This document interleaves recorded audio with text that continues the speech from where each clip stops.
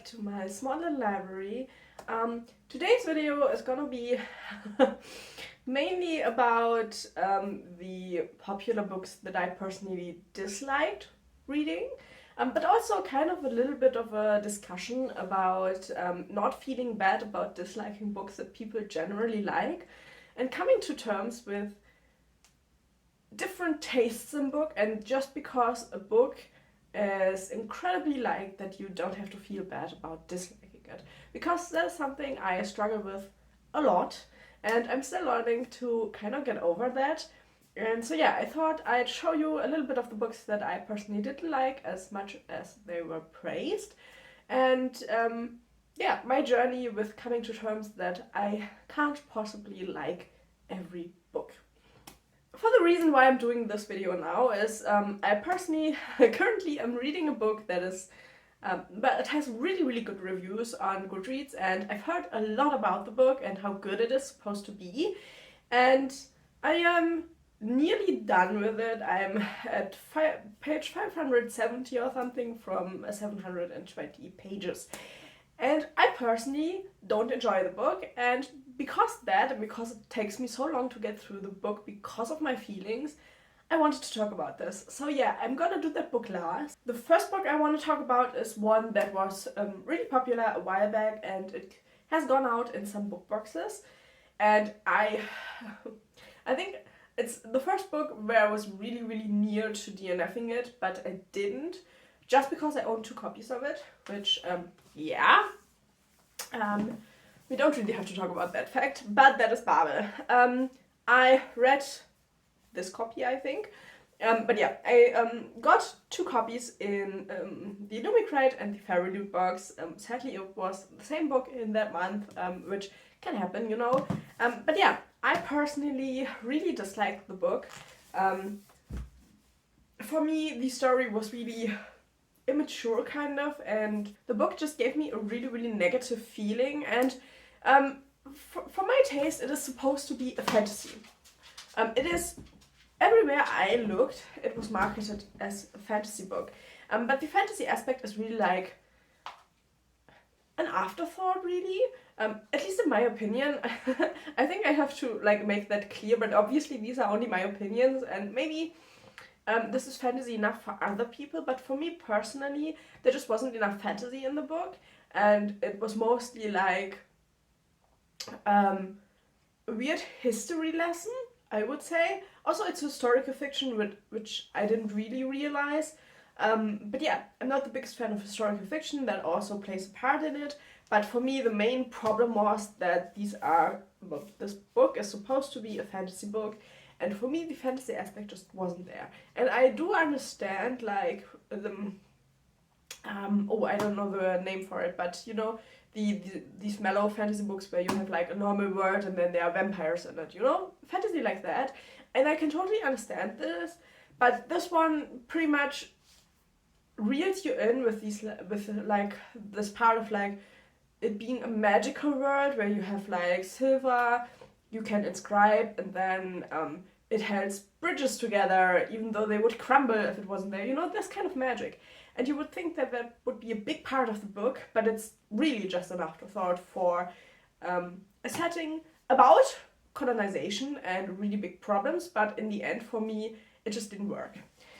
So yeah, I really love the books, which is why I kept them, because I think the whole design of these books is really pretty, and to be honest, I personally don't have a problem with keeping books that I didn't like just because they're pretty.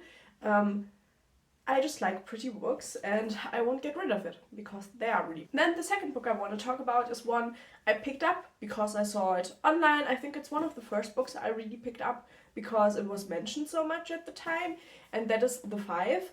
The Untold Lives of the Women Killed by Jack the Ripper.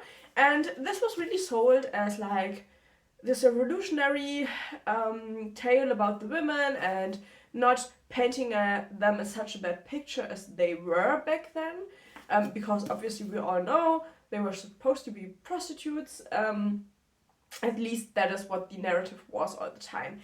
And this book kind of came in with a wave of making the victims the focus of true crime, which I really, really like. But the author still, in my opinion, talks so negatively about these women that I really didn't understand why. And the book is by Helly Rubenhold, so she's also a woman. But yeah, the book had such a negative undertone, and I really didn't like the word choices that were in here. For me, it just seemed to rehash the story under a different headline, but still didn't changing enough that I think that is worth your while, the book.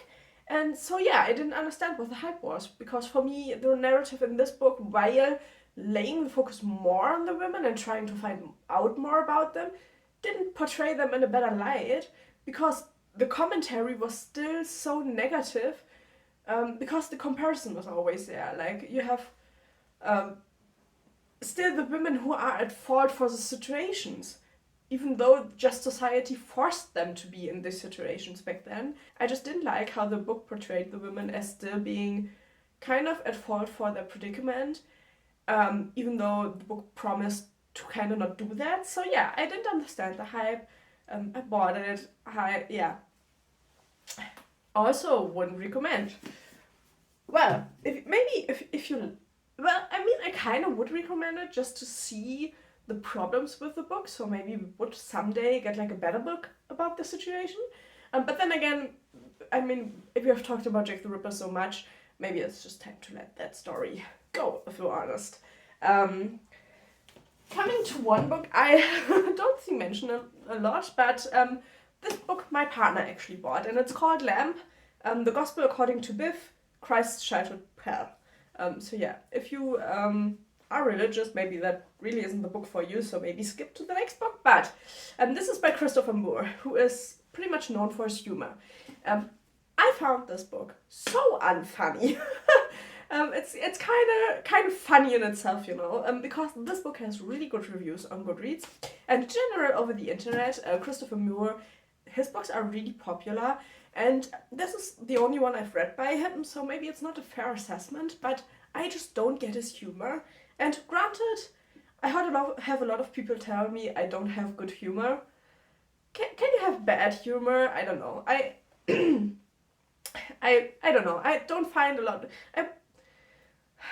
I, for example, don't enjoy all of these like cartoon series that a lot of people watch, like SpongeBob and stuff like that. I don't find that funny, so maybe you can get my humor a little bit through that. But yeah, I found this book to be profusely unfunny, really sexual, weirdly. That is the problem I have generally in books. I like a sexy book. I don't like unnecessary sexual stuff in moments where it really isn't necessary, and yeah, this one also contains to that. Other than that, I think the idea is really, really great, so maybe try it if it's your humor, but it just personally wasn't mine. So yeah, as you can already see, obviously I have a lot of different reasons why I dislike these popular books, and that is something that will come again in the discussion a little bit later on, but I think it's kind of like helpful to point it out that I don't have a problem because they're popular books, you know. I don't have a problem because I had some kind of like thoughts about the books. I go into books blindly most of the time. I often do buy books because of how the cover looks. As I said, I really like the look of Babel. I got it in a book box. I didn't know it before, and so yeah, I didn't have any like ideas about the books, and so they didn't disappoint me because I thought the book didn't take to its promise, well, except for the five. But I mean, if you read the title, you know what it's supposed to be about. But yeah, really a lot of different reasons why I dislike these books. Next one, I'm gonna put the cover here, is A Home Before Dark by Riley Sager. That is my first and only book I've read from them. And I read it because I saw so much on BookTube about it. And I really wanted to know what the author was all about. And so I picked Home Before Dark because I heard a lot of talk about how good it is. It is a haunted house story. The description says it's a thriller or mystery. So I don't think it's supposed to be horror. but then it's kind of sold as a haunted house story, which for me personally would fall into the horror category. And I do love a good haunted house story. And Home Before Dark just wasn't it. This is one of the books I give a better rating to. The other ones were all 2 stars. Home Before Dark actually did get 3 stars barely from me, because I didn't think that it was a bad book per se. I just didn't think it held up to the hype of being a really good haunted house story, you know? I think it's really easy to repeat older haunted house stories when you do your own, because obviously we have a few of those, and it is a really popular genre. I mean, even the Netflix series of The Haunting of Hill House was really, really popular, and I really liked that book. So compared to that, I thought that Riley Sager's book just really paled in comparison. And I know it's unfair to always compare books to older books, but I think if you want to do a good haunted house story, it needs to be really scary. And Riley Sager's book just didn't do it for me. I just missed the scary part at all. I found the characters to be really annoying, which I think the important part if you do like a horror story. You can do annoying characters, but if I don't feel anything for them, the horror also doesn't hit because I don't care for the character, obviously. So yeah, I had my problems there. It just wasn't the one for me. I think if I would have thought it more of a thriller maybe instead of a horror book, maybe I would have thought different, but I didn't know it was supposed to be a thriller. Is it supposed to be a thriller? I still don't really know. But yeah, I thought it was a horror book, and for that, I didn't like it. Now, we have 2 more books. The one that prompted me to do this video, and one other one that I think is still a popular author, and that is Emily St. John Mandel, and I read Station 11 from her. And this book kind of broke me, to be honest. If you read the description, which I did after buying it, because I bought it in store, but in the back of my mind, I thought I've heard it online, and when I bought it, I then really saw all those videos that were made about this book, and that mentioned this book. And this is supposed to be like a post-apocalyptic traveling circus story. We have like a famous actor who dies on stage, and from a deadly virus, and the world suffers from that virus, and it reduces the population to like really few people. And then we switch to a later perspective, actually 20 years later. We have Kirsten, and she's an actress in like a traveling circus that travels through this post-apocalyptic world. But I thought it was a story about a traveling circus and a post-apocalyptic world. But in the end, it was more story about the dead actor, and half of it plays in the back then, and half of it plays in the 20 years later, you know, so the book is split, and we have a few different perspectives. But yeah, we have this really unlikable dead actor who was really weird, and then we have Kristen, who is with this traveling circus, and then there comes like a cult into it, and I don't know, it was, I just didn't get it, so that might be my fault.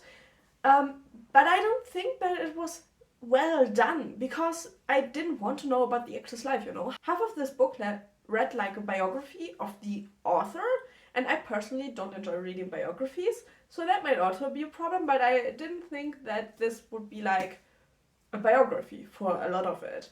And I don't think you can get that out of the blurb on the back. So yeah, it was really disappointing, because I personally am a big fan of post-apocalyptic books.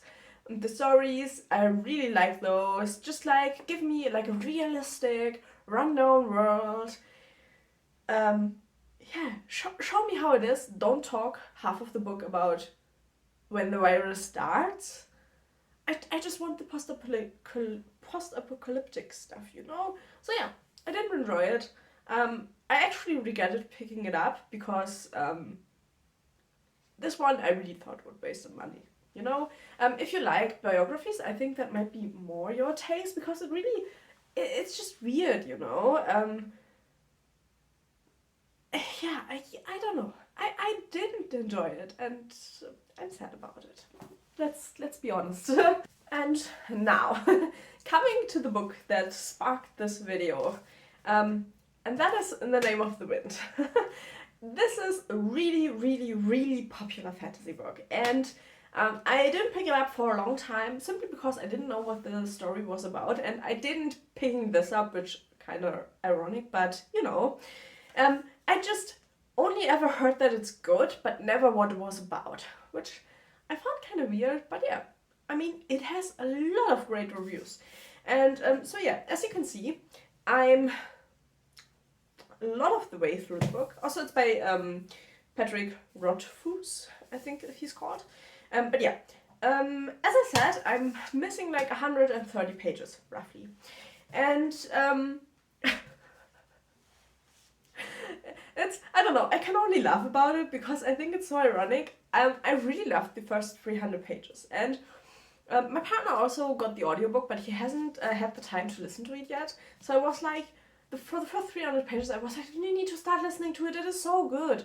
The pretty much the younger years of our main character are the first like 300 pages roughly, until he's like, I don't know, 10, 11, some point around that. You know, he's a small child, and he has to fight his ways through. Well, you know, actually he might be 13 or 14, but you know, he is a child, and he has to fight his way on the streets because his parents actually die and he lands on the streets. And that is so interesting, that part of the story. And you get to know the world a little bit. And we have, but our main character narrates the story as well, because he tells it to a scribe who writes it down, who's like the chronicler, who pretty much writes all of history down, and he has a reputation we don't get anything about, no information, but yeah, the chronicler meets him in his inn, and he wants to write a story down, and so our main character starts telling a story.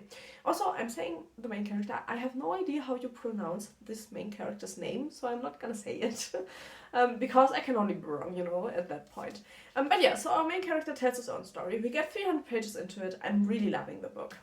And then our character just gets off the rails. I dislike the character, I dislike the location, the story gets boring, there's nothing happening. We kind of totally forget like the framing story in the inn. There's really like only like small paragraphs about that. And it's kind of, it's so boring at this point that I don't know what to do with myself. Because I want to finish it, and I obviously will finish it. I'm nearly there. And I loved the first 300 pages so much. And I'm so angry at myself for disliking the rest of the book. It's slowly getting better again, because we've left the university setting behind. But our main character still is so weird, and he's 15 at this point. And maybe it's just too young for trying to make him the main character in a full-fledged fantasy novel, because this is an adult fantasy novel. You know, this isn't like YA, coming of age, anything of that. This is a full-fledged adult fantasy novel as far as I can tell. And it's so boring. Why would you do that? And I don't know, they tease demons at the beginning, or like these animals that can kill people really easily. I'm nearly 600 pages into it, and there's no mention of them. How can that be? You cannot, at the beginning of the book, tell me like, oh, there are so things, and let me tell the story, and we will come to it. And then it's not there. Why? You see how angry I am? And this is why I had to talk about it. Because I'm angry at the book, but I'm also angry at myself. Because I let myself get pulled in by these popular books. I paid nearly 40 euros for that. That book was really expensive because it's like, it's a 10th anniversary edition. This has really nice pictures in it. It is a really pretty book, so yeah, it will find a place on my shelves. But I'm still angry at it. And sometimes it's so hard to see, like, for example, The Name of the Wind. I looked it up. It has 4.5 stars on Goodreads, and the people are raving about it. and how good it is and how interesting the story is and the world and stuff. And I so want to believe that I read the same book, but for some reason it seems like I just didn't get it. And that makes me angry, you know? And that is the big problem I have with hype books or like books that are really, really popular, because sometimes I just feel there's something wrong with me when I just don't like them. And don't get me wrong, I have a lot of popular books that I absolutely love. Take the Brandon Sanderson books. I absolutely love his fantasy. Those books are really, really great. And obviously my opinion is the same as those books. So obviously there's nothing wrong with me. I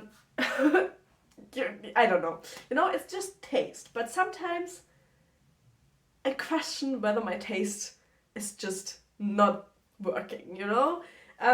Especially when it comes to like books that are so popular and I get so frustrated while reading them. I didn't know the story picking The Name of the Wind up. And maybe I wouldn't have picked it up if I looked at the back, but then again, I don't know. The blurb in here doesn't say much about the book. And so I didn't really have any expectations except for that the book was really, really well liked. And it disappointed me because of that, you know? I think it's different if you read a blurb and you can already see, oh, I probably won't like the book. One example for that is, for example, Afterlove. This isn't like a really popular book I've seen everywhere, and I don't think it has the best rating. But I got it, I read the blurb, and this obviously is a romance. I personally am not the biggest fan of romance, and so I read the blurb, I gave it a try, and I had the expectation that I probably won't like it.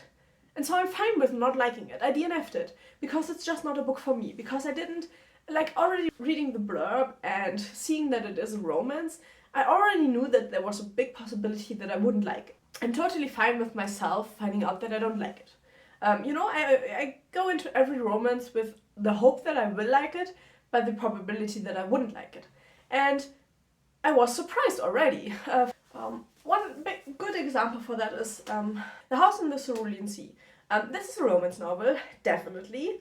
And I got into it with a probability of not liking it, but this was a really popular book. And I thought I probably wouldn't like it, but I wanted to give it a try and pick it up. And I was positively surprised. I absolutely loved this book. It is one of the few romancy books that I enjoyed reading. And so that was totally fine, you know.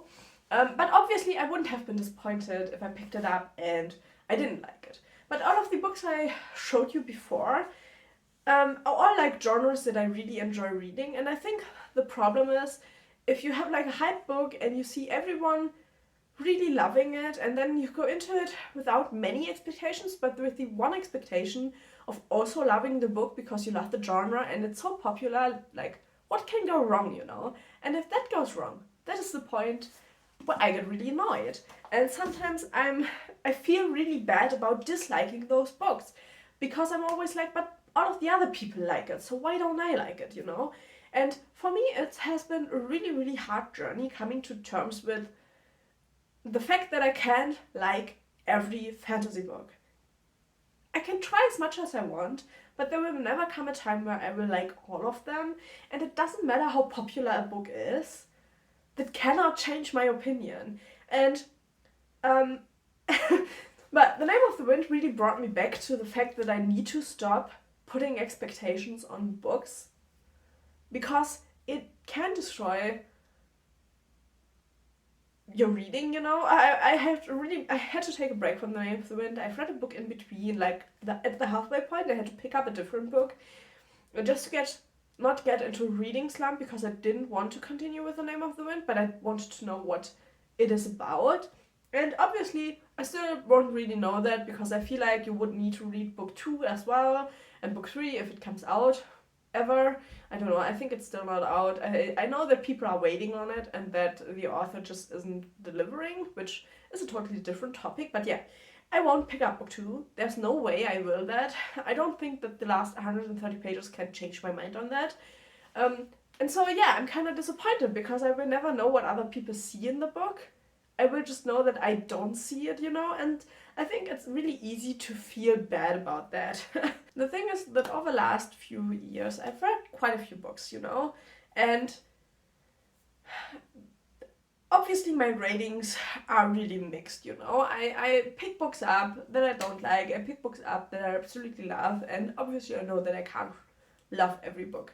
But for me personally, it's way easier to dislike a book that has like 3 stars as an average rating than it is to dislike a book that has 4.5 stars as an average rating. Because sometimes I just feel like I'm missing something because of who I am. And that is kind of sad, I think. And especially if you then have videos that are like, or general, some kind of press about a book, where people talk about hating stuff and people are talking about like, this is the best book, or something like that, you know, where people kind of framing their opinions as like facts. And that always makes me feel really bad because the fact is, this is my opinion. My opinion is that I dislike those books, that I think those aren't the best books. But the thing is, that is my opinion, and obviously your opinion is going to be different. It's way more likely that you like those books because they obviously are liked by a lot of people than that you are disliking them as well as me. And I think that is the thing that I struggle with general with like being on social media, that people always talk about finalities when it comes to liking and disliking stuff. Or what is a good book, what is a bad book. You know how many times I see people are like who are talking like, this book is a bad book because X, Y, and Z. And I'm always like, no, no, no. It's a bad book in your opinion. You know? Maybe, yeah, there are obviously technical differences in books, you know? I obviously. But let's be honest, on social media, most people talk about their opinion. They don't talk about like the structure of the book being like bad in comparison to that and that, you know. We're talking about how we like a book when we read it, what we feel about it. And I hate when people come up and are like, this book is a bad book and this is a good book. And you have to like it, you will like it. And I'm like, why? I didn't like it. That doesn't make it a bad book. That is also doesn't make it a good book, in my opinion, you know? It, I'm rambling a little bit, but you know, I just had to get this off my chest. And because I feel like I'm probably not the only one struggling with that feeling of like disliking a well-liked book and then feeling bad about it, even though we shouldn't feel bad about disliking a book. Like, you can't like everything, and I'm saying it to you, but I'm probably more so saying it to myself, to get myself through the disappointment of finishing The Name of the Wind, and yeah, admitting to myself that I didn't like it, and I didn't enjoy it, and that I don't have to feel bad about that, you know? And I think, like, especially in current times, we all have to be a little bit more chill about things like that. And yeah, probably the title of this video will be like, oh, popular books that I dislike or something like that. But I think maybe we shouldn't talk about like popular books. Maybe we should just all talk about like books we personally liked, whether they're popular or not, you know? I mean, I always hope that my channel comes across of like as like talking about just books I like, totally not bound by like what is popular at the moment, what is new at the moment. You know, I read new books, but I also read older books. I just bought some old Alien books and well, what were the other two? Some older horror books, just because I'm curious how they are, because obviously I haven't read them yet, you know? And yeah, even though we should all branch out, I think sometimes it's okay to just say, you know what, I think those popular books aren't for me and I'm not gonna feel bad about it. So yeah, I don't know, I hope you could understand my point about popular books and yeah, why I'm still working on myself and giving myself a little bit of leeway when it comes to not liking popular books and maybe not picking them up as much anymore just because they're popular. So yeah, maybe leave a like if you liked the video. Leave a comment how you look on that situation and how you deal with maybe disliking popular books, or if you found yourself to more or less like all of the popular books. And yeah, please subscribe if you want to hear more from me. I would enjoy that very, very much, and I hope I see you in the next video. Bye bye.